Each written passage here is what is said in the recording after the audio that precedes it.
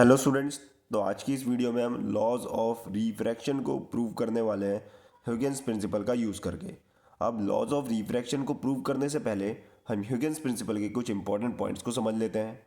सबसे पहला पॉइंट इसका ये है कि हमारा जो वेव फ्रंट होता है उस पर जितने भी पॉइंट होते हैं वो एक सोर्स की तरह काम करते हैं और उस सोर्स से नए डिस्टर्बेंसेस जनरेट होते हैं और उन नए डिस्टर्बेंसेस को हम सेकेंडरी वेव्स या वेवलेट्स कहते हैं। अब ये जो हमारी सेकेंडरी वेवलेट्स होती हैं ये स्प्रेड आउट करती हैं हर डायरेक्शन में। किस स्पीड से? With the speed of light उस मीडियम के अंदर। हर डायरेक्शन में ये सेकेंडरी वेवलेट स्प्रेड करेंगी लाइट की स्पीड से उस मीडियम के अंदर। ये तो हो गए हमारे दो पॉइंट। तीसरा पॉइंट ये है कि अगर हमें नया वेव फ्रंट चाहिए, the new wave front at any later time, अगर हमें नया वेव फ्रंट चाहिए कुछ समय बाद, तो वो कैसे निकाला जाए? तो हम क्या करेंगे, फॉरवर्ड एनवलप निकाल लेंगे सेकेंडरी वेवलेट्स का। जो हमारी सेकेंडरी वेवलेट्स है उसका जो फॉरवर्ड एनवलप निकलेगा उस समय पे वही होगा हमारा न्यू वेव फ्रंट। अब यहाँ पे फॉरवर्ड एनवलप का मतलब होता है टेंजेंशियल सरफेस। आपको सेकेंडरी वेवलेट्स का टेंजेंशियल सरफेस निकालना है। अब अगर आपने सेकेंडरी वेवलेट्स का टेंजेंशियल सरफेस निकाल लिया तो वही उसका नया वेव फ्रंट होगा। तो ये तो हो गए कुछ इंपॉर्टेंट पॉइंट जो ह्यूजेंस प्रिंसिपल के हम यूज़ करने वाले हैं किस में, लॉज ऑफ रिफ्रैक्शन को प्रूव करने के लिए। अब आते हैं लॉज ऑफ रिफ्रैक्शन पे। लॉज ऑफ रिफ्रैक्शन, इसके लिए लॉज ऑफ रिफ्रैक्शन को प्रूव करने के लिए मेन चीज़ जो है वो उसका डायग्राम है। अगर आपको इसका डायग्राम अच्छे से समझ में आ जाएगा तो आगे इसमें ज़्यादा कुछ खास नहीं है। तो देखिए, सबसे पहले हमने एक सरफेस बना दिया एक्स वाई। हमारा एक सरफेस हो गया एक्स वाई जो कि दो मीडियम्स को सेपरेट कर रहा है।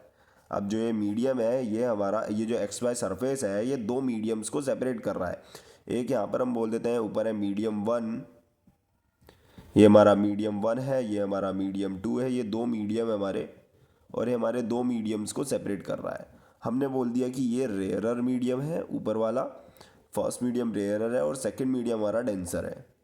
अब आपको पता होगा लाइट की स्पीड रेयरर मीडियम में अलग होती है और डेंसर मीडियम में अलग होती है। हम बोल देते हैं रेयरर मीडियम में लाइट की स्पीड v1 थी और डेंसर मीडियम में लाइट की स्पीड v2 है। क्लियर? अगर आपको पता होगा तो इसमें स्पीड किसकी ज़्यादा होगी, v1 की ज़्यादा होगी या v2 की ज़्यादा होगी? v1 की स्पीड ज़्यादा होगी v2 के मुकाबले। ये तो आपको पता ही होगा। रेयरर मीडियम में लाइट ज़्यादा स्पीड से ट्रेवल करती है डेंसर मीडियम के मुकाबले। अब आते हैं इसके डायग्राम पे। तो हमने क्या किया, ये सरफेस पे एक इंसिडेंट रे ऐसे आई। इस सरफेस पे इंसिडेंट रे आई, ये हमने नॉर्मल ड्रॉ कर ली। ये हो गया हमारा angle of incidence. Angle of incidence अब आपने लॉज ऑफ रिफ्लेक्शन वाली वीडियो अगर देखी होगी तो वहाँ पर मैंने बताया था जो हमारी इंसिडेंट रे है, रे के 90 डिग्री पे ही हमारा वेव फ्रंट बनता है। तो इंसिडेंट रे के 90 डिग्री पे इंसिडेंट वेव फ्रंट होगा। तो इसके 90 डिग्री पे एक वेव फ्रंट बना दिया मैंने जिसका नाम है इंसिडेंट वेव फ्रंट। तो ये हो गया हमारा इंसिडेंट, ये तो हो गया हमारा इंसिडेंट वेव फ्रंट। अब इसके बाद इस इंसिडेंट वेव फ्रंट्स पे कुछ पॉइंट है, जैसे हमने बोल दिया ये पॉइंट, यहाँ पर दो पॉइंट्स ले लिए ए और ये बी पॉइंट। ये दो पॉइंट्स हैं हमारे इंसिडेंट वेव फ्रंट पे। ये नॉर्मल को ऐसे भी ड्रॉ कर दिया सीधा।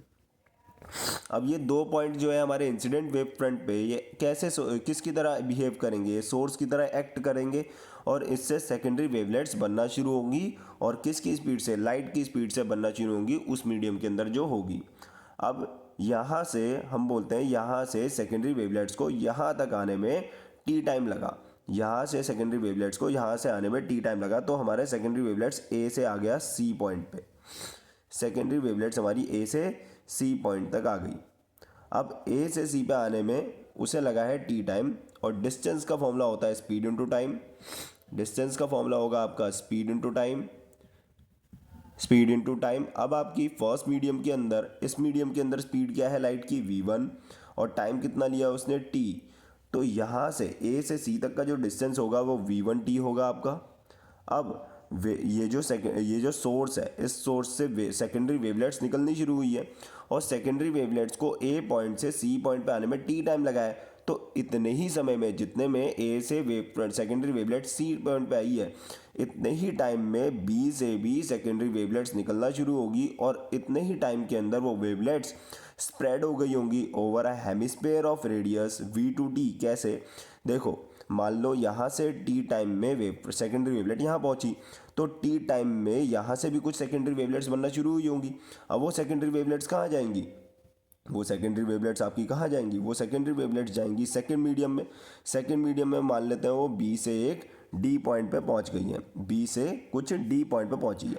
अब बी से डी पॉइंट का डिस्टेंस अगर मैं निकालूं तो वो भी स्पीड इनटू टाइम होगा, पर सेकेंड मीडियम के अंदर हमारी स्पीड है v2 और टाइम उसने उतना ही लिया होगा जितना ए से सी आने पे लगा होगा उस सेकेंडरी वेवलेट को।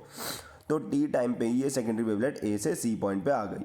अब ये सेकेंडरी वेवलेट यहाँ से बनना शुरू हुई और मैंने बोला कि जितने टाइम में ए से सेकेंडरी वेवलेट्स सी पॉइंट पर पहुंची हैं उतने ही टाइम में बी से जो होगी हमारी सेकेंडरी वेवलेट्स वो स्प्रेड हो गई होगी over a hemisphere of radius v2t, over a hemisphere of radius v2t या bd, हेमिस्फेयर के ऊपर स्प्रेड हो गई होंगी जिसकी रेडियस हम bd लेंगे, bd मतलब v2t, b से d तक का डिस्टेंस जो है वो v2t होगा। क्या ये बात समझ में आई? तो ये तो हो गया हमारा सेकंड पॉइंट जो हमने हैगन्स प्रिंसिपल में अभी पढ़ा था कि हमारे इंसिडेंट वेव फ्रंट से दो पॉइंट्स थे, वो दोनों सोर्स का काम कर रहे थे, उससे हमारे जो सेकेंडरी वेवलेट्स बनी वो लाइट की स्पीड से ट्रैवल करी, ठीक है, उस मीडियम के अंदर जो भी थी। अब उसके बाद थर्ड पॉइंट मुझे चाहिए नया वेव फ्रंट। नया वेव फ्रंट निकालने के लिए क्या करते थे, फॉरवर्ड एनवलप। तो इसका फॉरवर्ड एनवलप निकालेंगे मतलब टेंजेंशियल सरफेस। तो सी से इस डी पॉइंट पे एक टेंजेंशियल सरफेस बना देंगे और यही होगा हमारा नया वेव फ्रंट टी टाइम के बाद। तो this is our new wave front after T time. नया वेव फ्रंट जो होगा यही होगा हमारा रिफ्रैक्टेड वेव फ्रंट, यही होगा हमारा रिफ्रैक्टेड वेव फ्रंट। तो अब आपको रिफ्रैक्टेड वेव फ्रंट मिल चुका है, ये होगा आपका एंगल ऑफ रिफ्रैक्शन, ठीक है। अगर इंसिडेंट, ये एंगल ऑफ इंसिडेंस है, ये हमारा इंसिडेंट वेव फ्रंट है, तो इंसिडेंट वेव फ्रंट ने जो इस सरफेस के साथ एंगल बनाया होगा ये एंगल ऑफ इंसिडेंस होगा, ठीक है। रिफ्लेक्टेड वेव फ्रंट ने इस सरफेस के साथ जो एंगल बनाया ये एंगल ऑफ रिफ्रैक्शन हो जाएगा, ठीक है। ये हो गया आपका angle of incidence, angle of refraction. Incident wave front, ये फाइनल हमारा रिफ्रैक्टेड वेव फ्रंट जो कि टी टाइम के बाद हमें मिला होगा, क्लियर। तो अब आपको यहाँ पर दिख रहा है। और देखो एक चीज़ और देखोगे कि ये जो डिस्टेंस है ये ज़्यादा है इसके मुकाबले। क्यों होगा ये डिस्टेंस ज़्यादा, क्योंकि हमारी स्पीड जो है वो फर्स्ट मीडियम में ज़्यादा है। तो सेकेंडरी वेवलेट फर्स्ट मीडियम में ज़्यादा डिस्टेंस ट्रैवल करी गई होगी उसी टाइम में जिस टाइम में वही सेकेंडरी वेवलेट सेकेंड मीडियम में ट्रैवल कर रही होगी। तो यहाँ पर उसने कम डिस्टेंस ट्रैवल किया, यहाँ पर ज़्यादा, बस इतना ही है।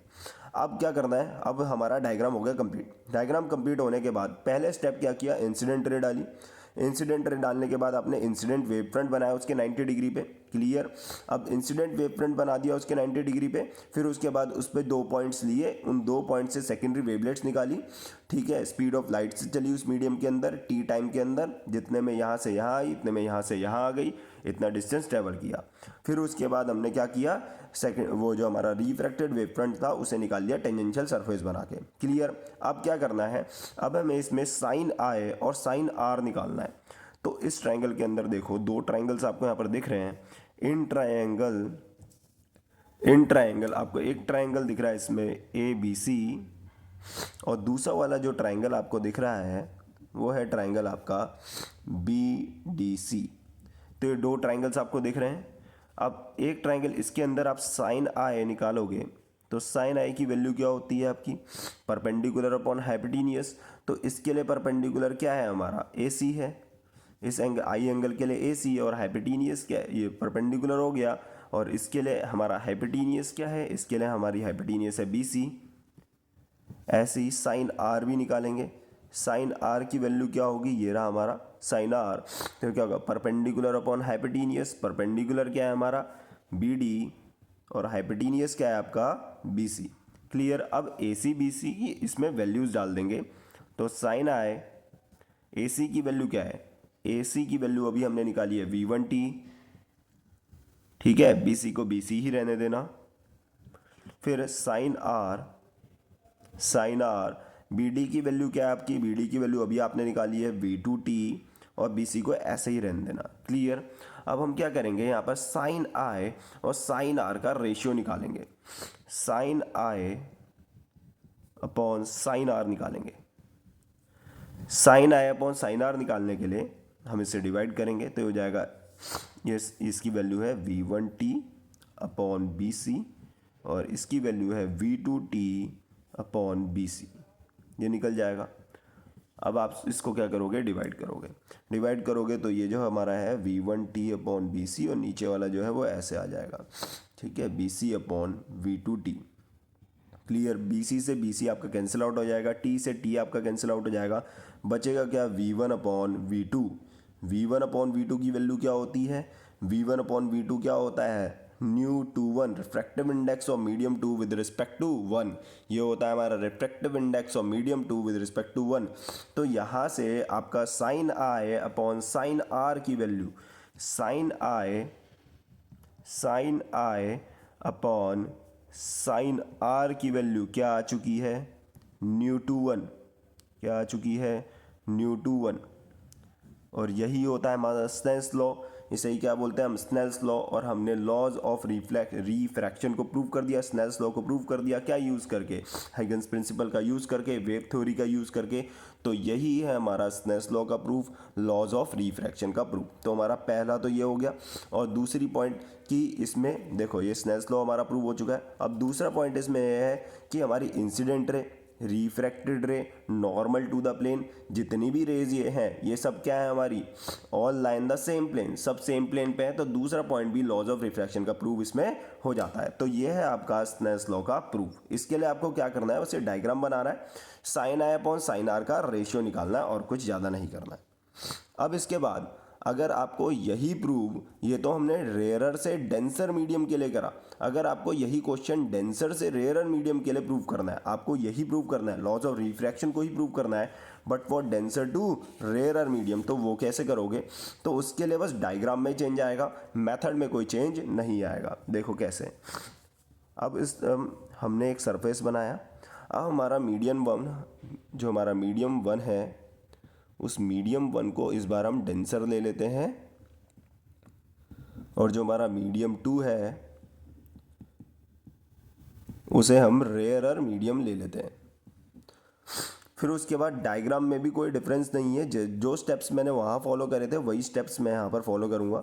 बस इस बार इतना होगा कि इस मीडियम के अंदर मेरी स्पीड ऑफ लाइट v1 होगी, इसके अंदर v2 होगी, और इस बार v2 ज़्यादा होगी v1 के मुकाबले। क्लियर। ये होगी मेरी इंसिडेंट रे। इंसिडेंट रे जो है ये हमारी डेंसर मीडियम के अंदर है। अब ये हमने नॉर्मल ड्रॉ कर दी at the point of incidence. फिर क्या होगा, इंसिडेंट रे है, ये एंगल ऑफ इंसिडेंस हो गया। इंसिडेंट रे से 90 डिग्री पे आपको क्या बना देना है, इंसिडेंट वेव फ्रंट। तो ये हो गया आपका incident wave front, incident wave front बना दिया। फिर उसके बाद क्या करना है, इस इंसिडेंट वेव फ्रंट्स पे आपको दो पॉइंट्स ले लेने हैं। जैसे वहाँ पर लिया था मैंने ए और बी पॉइंट, सेम पॉइंट्स मैं यहाँ पर भी ले रहा हूँ। ठीक है, क्लियर। ये सेम पॉइंट्स मैं यहाँ पर भी ले रहा हूँ, ए और बी पॉइंट्स। फिर हम बोलेंगे कि ए से सेकेंडरी वेवलेट्स और बी से भी सेकेंडरी वेवलेट्स बनना शुरू होंगी। तो ए से सेकेंडरी वेवलेट्स को सी पर पहुँचने में अगर टी टाइम लगा तो ए सी का डिस्टेंस जो होगा वो कितना होगा, ये इस मीडियम में स्पीड क्या है हमारी v1, और टाइम कितना लगा इसे t, तो स्पीड इनटू टाइम, AC का डिस्टेंस क्या होगा v1t। क्लियर। और जितने टाइम में यहाँ से सेकेंडरी वेवलेट्स यहाँ पहुँची होगी उतने ही टाइम में B पॉइंट से सेकेंडरी वेवलेट्स स्प्रेड हो गई होंगी over a hemisphere of radius, कितना, v2t, मतलब BD रेडियस के, मतलब जितने टाइम में A से C पे सेकेंडरी वेवलेट्स पहुंची होंगी उतने ही टाइम में B से D तक की रेडियस वाले हेमिस्फीयर पे यहाँ से सेकेंडरी वेवलेट्स स्प्रेड आउट कर गई। और अगर मैं BD की वैल्यू निकालूं तो BD की वैल्यू क्या होगी, v2t। BD की वैल्यू क्या होगी आपकी, v2t, क्योंकि सेकेंड मीडियम के अंदर आपकी स्पीड क्या है लाइट की, v2, और टाइम क्या है t। अब यहाँ पर आपको पता होगा कि इस मीडियम के अंदर मेरी स्पीड ज़्यादा है, तो यहाँ पर आप डिस्टेंस जो होगे वो ज़्यादा है दिखाओगे। इसके अंदर ज़्यादा डिस्टेंस ट्रैवल होगा किसके मुकाबले, इस मीडियम के अंदर। तो ये हो गया हमारा जितने टाइम में ए से सेकेंडरी वेवलेट सी पॉइंट पे पहुंची है उतने ही टाइम में बी से जो हमारी सेकेंडरी वेवलेट्स हैं स्प्रेड कर गई हैं over a hemisphere of radius BD। फिर उसके बाद हमें क्या करना है, नया वेव फ्रंट चाहिए, तो ये टेंजेंशियल सरफेस बना दिया सी से डी पॉइंट तक। ये जो टेंजेंशियल सरफेस बनाया यही हमारा फॉरवर्ड एनवलप है, और यही फॉरवर्ड एनवलप है, तो यही हो जाएगा हमारा रिफ्रैक्टेड वेव फ्रंट। तो ये हो जाएगा हमारा refracted wave front. Refracted wave front आपने बना दिया, ये हो गया इसका इंसिडेंट, ये हो गया रिफ्रैक्टेड वेव फ्रंट, ये हो गया angle of refraction. Incident wave front ने जो सरफेस के साथ एंगल बनाया वो angle of incidence, refracted wave front ने जो हमारा सरफेस के साथ एंगल बनाया ये एंगल ऑफ रिफ्रैक्शन हो गया। अब आपको पूरा डायग्राम कंप्लीट हो चुका है, ये डिस्टेंस v2t है, क्लियर। अब उसके बाद आपको क्या करना है, साइन आई निकालना है, साइन आर निकालना है, ठीक है। जैसे कि साइन आया आप निकालोगे यहाँ पर तो v1t अपॉन BC आएगा, perpendicular upon hypotenuse. Sine r यहाँ निकालोगे तो इसके लिए परपेंडिकुलर अपॉन बेस आ जाएगा v2t अपॉन BC। तो साइन आई और साइन आर निकालने के बाद आपको क्या करना था, sine i upon sine r इसका रेशियो चाहिए था, सेम वही तरीका जो पीछे किया था, इसका रेशियो निकाला, v1t upon BC upon v2t upon BC is equals to, ये बचेगा v1t अपॉन BC इंटू ये हमारा v2t नीचे रह जाएगा, BC ऊपर चले जाएगा, BC से BC कैंसिल आउट हो जाएगा, T से T, ये बचेगा v1 अपॉन v2, क्लियर। तो sine i upon sine r का रेशियो आपको क्या मिल गया है, v1 अपॉन v2, और आपको पता है v1 अपॉन v2 किसके बराबर होता है, ν/1 refractive index of medium two with respect to 1। Snell's law prove हो गया, स्नेल्स लॉ प्रूव हो गया, तो ये हो गया हमारा laws of refraction prove for denser to rare medium भी। जैसे कि अभी हमने रेयर से डेंसर मीडियम के लिए किया था, ये डेंसर से रेयर मीडियम के लिए भी प्रूव हो गया है, क्लियर। बस इतना डिफरेंस है कि यहाँ पर जो BD का डिस्टेंस है वो AC के मुकाबले आपको ज़्यादा दिख रहा होगा, ये डिस्टेंस के मुकाबले ज़्यादा होगा, थोड़ा दिखने में नहीं, मैं जैसे मैंने बनाया उसमें थोड़ा दिख नहीं रहा है, पर एक्चुअली ये डिस्टेंस ज़्यादा होगा क्योंकि इस मीडियम जो है रेयरर है, तो इस मीडियम में स्पीड ज़्यादा है, इस वजह से ये डिस्टेंस ज़्यादा ट्रेवल किया होगा, बाकी डेरिवेशन में कोई डिफरेंस नहीं है। तो ये हमारा स्नेल्स लॉ जो होता है वो रेयरर से डेंसर के लिए और डेंसर से रेयर दोनों के लिए प्रूव हो गया। लॉज ऑफ रिफ्रैक्शन हमारे प्रूव हो जाते हैं हाइगन्स प्रिंसिपल के इसके साथ। तो अगर आपको वीडियो पसंद आई होगी तो चैनल को लाइक शेयर सब्सक्राइब जरूर करना। Thank you.